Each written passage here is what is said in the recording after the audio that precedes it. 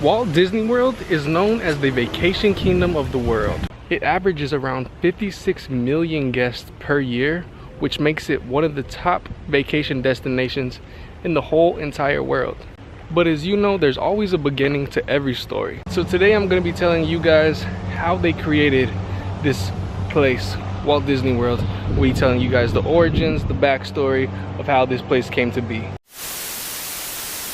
The Magic Kingdom. This, of course, is the place that most clearly reflects the man Walt Disney. Epcot Center, Walt Disney's greatest dream, is now a reality. This is the Disney MGM Studios theme park at Walt Disney World in Florida. Hello, I'm Michael Eisner, and I am proud to join all the animals and characters in welcoming you to Disney's Animal Kingdom. To all who come to this happy place, welcome. Before we can start talking about Walt Disney World here in Florida, we have to take it back to before Walt's first park even opened. Some of you guys may know this story, some of you may not, so I'm just going to share it with you just in case you don't know. So back when Walt Disney's two daughters were still young, on Saturdays he would basically just go take them out to different places and go have fun with them. He said that Saturdays were known as Daddy's Days. He would take them to different parks and watch them go have a fun time, and he basically just sat back and watched them have a good time. It was said that one Saturday at Griffith Park in Los Angeles, he was sitting on a bench eating peanuts watching his daughters on the merry-go-round. And then he thought, well, there should be a place where parents and their kids can both have fun together. This is when his first thoughts of Disneyland came, a place where families of all ages could have fun together. Eventually, after years of planning and hard work, Disneyland opened on July 17th, 1955. I could go on and on about the creation of Disneyland and Disneyland's origins, but that's really for another video. So if you would like to see that, go ahead and leave a comment down below. So contrary to what people had speculated, Disneyland was a huge success. It financially turned the company around in a time when it really needed it. Of course, news of Disneyland would spread all over the country and all over the world. But it was pretty difficult for people over here on the East Coast to go all the way to Southern California to go visit Disneyland. So of course people began to ask Walt if he was going to build a second Disneyland. Walt had already probably been thinking about this question for some time. The new park would for sure need to be built in the eastern portion of the United States because only 5% of Disneyland's population came from east of the Mississippi. There was talks about building it in New Jersey, but it's just too cold there for most of the year. There were some serious talks about building an indoor theme park in downtown St. Louis that literally almost happened.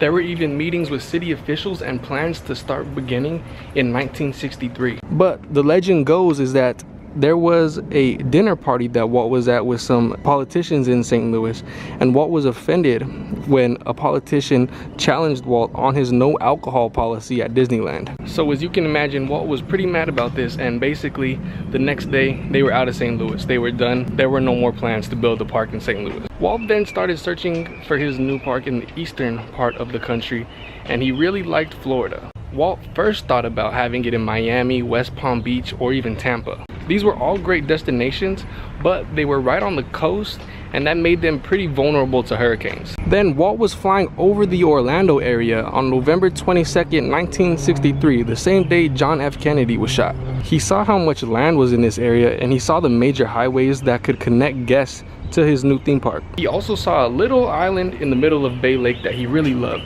And if you want to check out the history of that island, go check out the video I just did on that. I'll leave a link in the description below so you can go check that out. After seeing this land near the small city of Orlando, he decided this is where he wanted to build his next Disney park.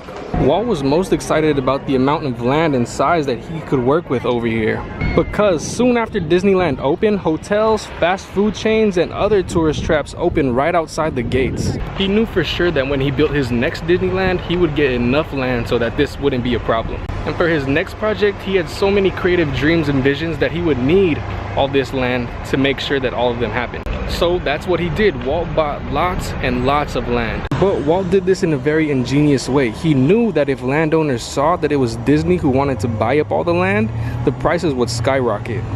So they kept this a secret, and it was known as Project X. Only people closest to Walt Disney knew about this. So what Disney did is they created a bunch of dummy corporations that they used to buy up all this land in Central Florida. Some of the names that they came up with were Bay Lake Properties, Tomahawk Properties, and MT Lot Real Estate. If you're ever on Main Street USA in the Magic Kingdom, go ahead and look up at the buildings and you might see some of these names on the windows. Some of the land was sold to Disney for just $80 per acre. But there began to be some buzz around Florida about who is buying up all this land. Some people thought it was Ford. They were gonna build like a massive car manufacturer, but some people thought that it was Disney. Well, those people were right, and on October 24th, 1965, the Orlando Sentinel Sunday newspaper headliner read, "We say mystery buyer is Disney."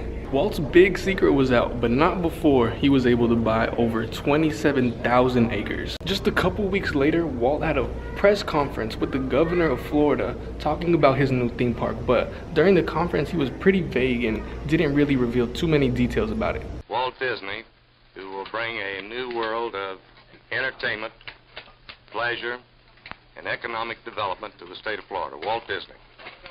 Thank you, Governor. But over the next year, Walt described what was going on in Florida and about his plans. He would call it Disney World. He was excited about building another East Coast theme park, but he was truly focused on his greatest dream and vision yet. It was called Epcot, the experimental prototype community of tomorrow. You might recognize that from the name of the theme park that we have today, but that's not what it was supposed to be. It was supposed to be an actual community, a city where people lived and worked. Eventually, I'm gonna make a video talking about the original Epcot and why it never opened. It's a really interesting topic, so stay tuned for that video. So originally, one theme park, just the Magic Kingdom, was supposed to be built over here, and the main focus would be around Epcot. But unfortunately, Walt Disney passed away on December 15th, 1966, just a year after his Florida announcement. His older brother Roy had to come out of retirement to make sure that his little brother's vision was realized. Roy renamed Disney World to Walt Disney World because this was truly his brother's dream. It took years of construction to make the Florida swampland into a vacation destination, and at the time it was the largest private construction project in American history. Contrary to what Walt wanted, they would build the Magic Kingdom first. Walt wanted actually Epcot to be open first, but without his leadership and vision they just couldn't do it, so they just focused on the Magic Kingdom. Walt Disney World was very difficult to construct because of all the swampland that they had to drain. But with the leadership of Roy and the help of Disney executives, Walt Disney World opened on October 1st, 1971. The Magic Kingdom, Polynesian Village Resort, and this resort, the Contemporary Resort, were all part of that grand opening. But sadly, just a couple months after Walt Disney World opened, Roy passed away. But he completed his task. He made sure that his little brother's vision, Walt Disney World, was opened. Without Walt's vision and without the leadership of Roy, the Magic Kingdom and Walt Disney World probably wouldn't be here today. So that is the full history of how Walt Disney World came to be. If you enjoyed it, just go ahead and give the video a like, and if you are new here, subscribe to the channel. I have a whole playlist of Disney history videos on my channel if you would like to go check that out. Also, if there is any Disney history videos that you want to see, go ahead and leave them in the comments below. But thank you guys very much for watching. Building Walt Disney World seemed like a pretty impossible task. Same with Disneyland, but Walt Disney said it's kind of fun to do the impossible. We'll see you guys on the next video.